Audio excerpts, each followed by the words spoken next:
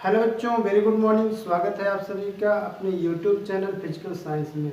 और आज के इस लेक्चर में हम डिस्कस करने वाले हैं explanation of reflection of wave, यानी तरंगों के परावर्तन का नियम by Huygens principle of secondary wavelets. यानी हाइगन्स की जो द्वितीयक तरंगिकाओं का सिद्धांत मैंने इसके पहले वाले लेक्चर में आपको पढ़ाया, उस सिद्धांत के आधार पर आपको तरंगों यानी प्रकाश तरंगों के परावर्तन की व्याख्या करनी है। ठीक है, तो चलिए देखते हैं ये हाइगन्स वेव थ्योरी से परावर्तन की व्याख्या कैसे होती है। तो चलिए ये आप डायग्राम में देख सकते हैं। यहाँ हमने एक जेड डैश रिफ्लेक्टेड सरफेस लिया है। ये है आपका रिफ्लेक्टेड सरफेस, रिफ्लेक्टेड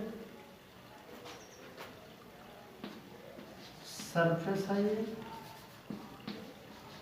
और इस सरफेस पर हम मान लेते हैं कि कोई तिरछा यानी एक तरंगाग्र है AB, यानी वेव फ्रंट है AB, जो इस सरफेस से तिरछा, इस सरफेस पर तिरछा आपतित हो रहा है, यानी इस सरफेस की ओर आ रहा है। अब ये मान लेते हैं इसकी जो किरणें हैं, प्रकाश की किरणें हैं, यानी इस सरफेस के परपेंडिकुलर, यानी इस वेव फ्रंट के सरफेस पर खींची गई परपेंडिकुलर लाइन है, वो आपतन बिंदु A पर खींचे गए नॉर्मल से I कोण पर है। यानी ये तरंगाग्र जो है वो तिरछा इस सरफेस पर इंसिडेंट हो रहा है। ठीक, तो यहाँ आप देख सकते हैं कि इस तरंगाग्र का जो सिरा A है, यानी पॉइंट A है, ये सबसे पहले इस रिफ्लेक्टेड सरफेस को स्पर्श करेगा, यानी टच करेगा। तो हाइगन्स की द्वितीयक तरंगिकाओं का सिद्धांत के अनुसार यहाँ से सबसे पहले द्वितीयक तरंगिकाएं उत्पन्न होना प्रारंभ होंगी, क्योंकि जहाँ ये सरफेस को टच करेगा वहाँ से द्वितीयक तरंगिकाएं उत्पन्न होंगी। तो यहाँ से द्वितीयक तरंगिकाएं उत्पन्न होंगी और ये मूल तरंगाग्र जो आ रहा था उसकी जो तरंगिकाएं हैं वो जिस स्पीड से, अगर उनकी स्पीड v थी तो जिस स्पीड से वो आ रहे थे उसी स्पीड से ये तरंगिकाएं भी आगे बढ़ेंगे। और जैसे जैसे ये तरंगाग्र आगे बढ़ेगा तो इस तरंगाग्र के डिफरेंस पॉइंट इस रिफ्लेक्टेड सरफेस को स्पर्श करेंगे एक के बाद एक। तो इसके हर पॉइंट से द्वितीयक तरंगिकाएं उत्सर्जित होंगी। और चूंकि प्रकाश तरंगों की विशेषता है कि वो माध्यम में, अगर माध्यम नहीं बदल रहा है, उसी माध्यम में है, तो उनकी स्पीड में कोई परिवर्तन नहीं होगा, तो सारी द्वितीयक तरंगिकाएं उसी स्पीड से आगे बढ़ेंगी। तो मैंने किसी क्षण t टाइम में मान लिया कि ये तरंगाग्र जो डिस्टेंस कवर किया होगा वो v/t हो जाएगा। दूरी बराबर 4 गुणी समय। तो दूरी बराबर 4 गुणी समय मैंने लगाया, मतलब स्पीड में टाइम का मल्टीप्लाई किया, हमें पता चला कि ये कितनी स्पीड और कितनी डिस्टेंस कवर करेगा।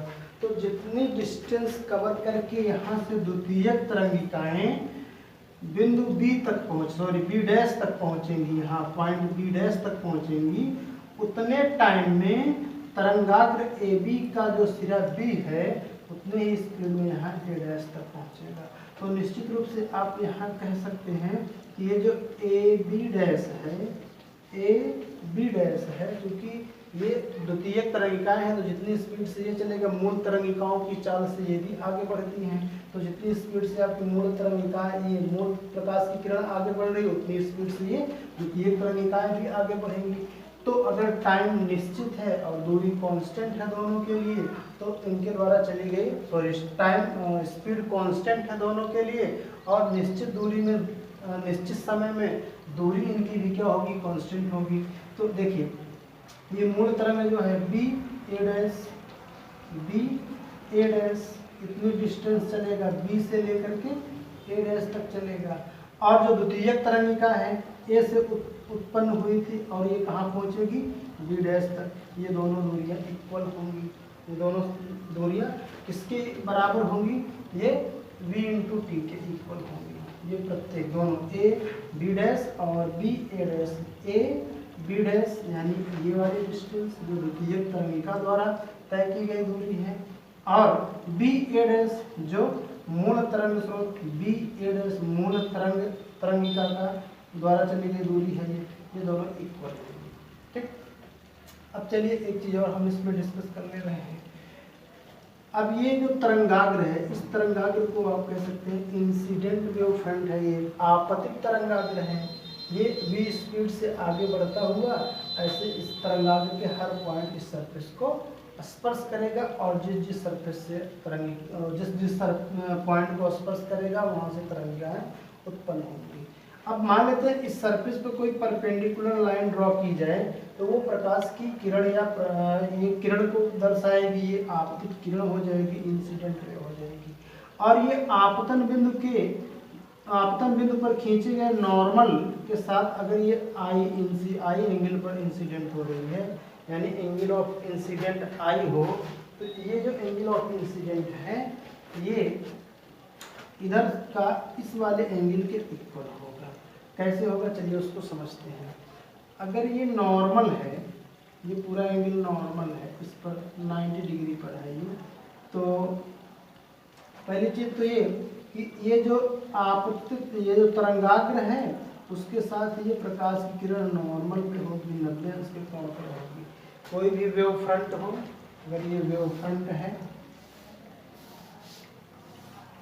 हाइगन्स की secondary Huygens principle of secondary wavelets में मैंने आपको बताया कि किसी भी वेव फ्रंट हो, चाहे आपका स्फेरिकल हो चाहे प्लेन वेव फ्रंट हो, उस पर खींची गई परपेंडिकुलर लाइन रे को डायरेक्शन को दर्शाती है। ये प्रोपेगेशन ऑफ वेव को रिप्रेजेंट करती है, यानी जो लंबवत रेखा खींची जाती है वह तरंग संचरण की दिशा को प्रदर्शित करती है और वो प्रकाश की किरण कहलाती है और वह पृष्ठ पर लंबवत होती है। तो यहाँ ये प्रकाश की किरण है और ये वेव फ्रंट है, तो ये एंगल पूरा हुआ आपका 90 डिग्री। अगर ये एंगल पूरा आपका 90 डिग्री है तो ये बचा हुआ है इधर का एंगल आपने आई मान लिया, तो ये इधर का एंगल हो गया 90 माइनस आई हो गया, ये एंगल हो गया आपका 90 माइनस आई। अब चलिए हमको पता करना है ये पूरा एंगल, तो ये पूरा एंगल हमको नहीं मालूम, चलिए मान लेते हैं x है वो एंगल। अगर इसको हम x मान लें, ये वाला एंगल, हालांकि होगा i, पर हम कैलकुलेट करके आपको दिखा रहे हैं कैसे i होगा। अगर इसको हम थोड़ी देर के लिए मान लें x है, तो इधर से हम देखें तो ये नॉर्मल है, ये पूरा पर नॉर्मल है, अभिलंब है, और ये नॉर्मल के साथ ये पूरा जो एंगल बनेगा, मतलब नॉर्मल और इस प्लेन के बीच का जो पूरा एंगल बनेगा वो भी 90 होगा। अब इसमें टोटल कितने एंगल हैं, एक तो ये एंगल है जिसको हम x बोल रहे हैं, और एक ये एंगल है 90 माइनस आई, 90 माइनस आई। इन दोनों एंगल को जोड़ दें तो पूरा ये जो सरफेस के साथ नॉर्मल एंगल बना रहा है वो 90 के इक्वल होगा। तो यहाँ देखिए 90 से 90 कट जाएगा, x इक्वल आई आ जाएगा आपका। यानी ये जिसको हम x बोल रहे थे ये पूरा एंगल इस triangle A B A dash में, ये जो एंगल है A B A dash, A B A dash, यहाँ से लेकर के यहाँ तक का पूरा एंगल वो किसके इक्वल आ गया, आई के इक्वल आ गया। यानी इधर से जो इंसिडेंट एंगल ऑफ इंसिडेंट है उसी के इक्वल ये भी है, ठीक है।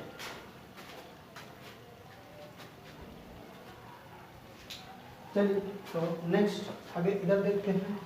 अगर हम इस साइड देखें तो ये एंगल ऑफ रिफ्लेक्शन है, यानी परावर्तन कोण है, और ये एंगल ठीक उसी तरह अगर हम सारी कैलकुलेशन करें तो इधर का ये पूरे एंगल के इक्वल होगा, ठीक। अब वही कहानी मैं दोबारा रिपीट नहीं करना चाहता हूँ, आप समझ सकते हैं। ये जैसे R हुआ तो ये वाला एंगल आपका हो जाएगा 90 माइनस R, फिर वही कंडीशन लगाएंगे और फिर जोड़े घटाएंगे तो आएगा आपका R के इक्वल। तो इस triangle A B A dash में ये एंगल पूरा हो गया आपका I, और इस triangle A B dash A dash में इधर का ये एंगल हो गया आपका R, ठीक। तो चलिए अब आगे हम देखते हैं। तो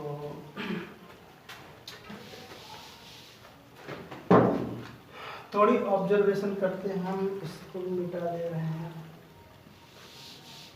हम यहाँ लिख रहे हैं रिफ्लेक्टेड सरफेस,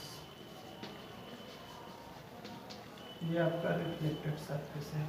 ठीक है, तो हम इस चीज को यहाँ समझते हैं। इन ट्रायंगल, कौन कौन से ट्रायंगल है आपके पास, यहाँ लिख रहे होंगे। In triangle A B A dash, A B A dash, इधर देखो, ये triangle A B A dash, इस ट्रायंगल में देखिए आप, ए बी ए डैश, ये वाले ट्रायंगल। और एक ट्रायंगल और आपको दिख रहा होगा जो राइट एंगल ट्रायंगल है, A B dash A dash, triangle A B dash A dash. इन दोनों ट्रायंगल में एक साइड तो कॉमन है, ए डैश, यानी जो ए डैश है वो ए डैश ए के इक्वल होगी, क्योंकि ये कॉमन साइड है। तो आप इसके आगे लिख सकते हैं ये कॉमन साइड है, उभयनिष्ठ भुजा है, ये दोनों में कॉमन है। और ये जो एंगल है ये A B A dash, angle A B A dash ये इक्वल होगा angle A B dash A dash, angle A B dash A dash. ये दोनों क्यों कॉमन है, ये दोनों क्यों इक्वल हैं, क्योंकि ये दोनों एंगल आपके 90 डिग्री है, वो भी 90 डिग्री का है और ये भी 90 डिग्री। तो यहाँ आप लिखेंगे ईच 90 डिग्री, दोनों एंगल आपके 90 डिग्री है। और ये जो साइड है बी ए डैश, यहाँ आप निकाल चुके हैं, बी ए डैश इक्वल है आपका A B dash, A B dash. क्यों इक्वल है, क्योंकि ये दोनों v इंटू टी के इक्वल है, दोनों डिस्टेंसेस v इंटू टी के बराबर है, इसलिए दोनों साइड भी इक्वल होंगी। अब ये राइट एंगल ट्रायंगल में दो साइड और एक, अगर दो साइड इक्वल हुई तो ये आपका जो ट्रायंगल है आपका समकोण सर्वांगसम त्रिभुज बन गया आपके।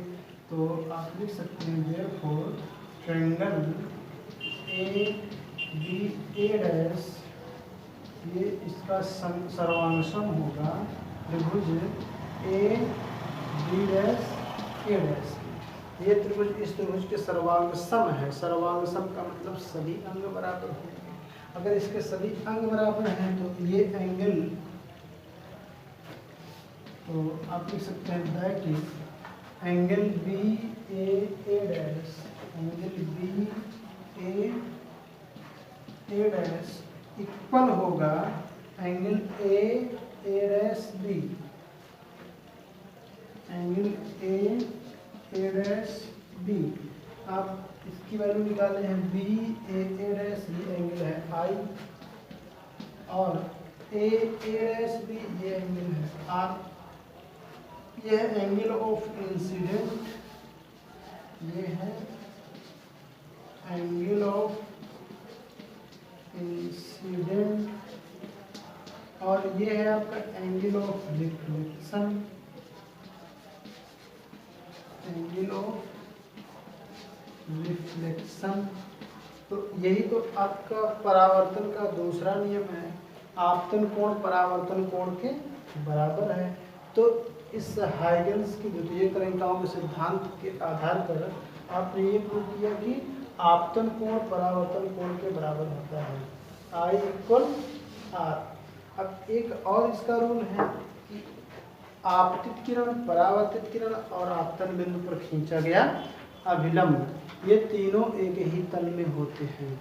आइए इस चीज़ को थोड़ा समझते हैं। चलिए देखते हैं, मैं यहाँ सारे पॉइंट्स को नोट करता जा रहा हूँ। हाँ, ये जो नॉर्मल है, पहले नॉर्मल को हम देख लेते हैं। नॉर्मल की स्थिति कहाँ है? ये रिफ्लेक्टेड सरफेस जो है आपका ऐसे है, रिफ्लेक्टेड सरफेस। तो रिफ्लेक्टेड सरफेस पर परपेंडिकुलर लाइन जो होगी वही नॉर्मल होगा।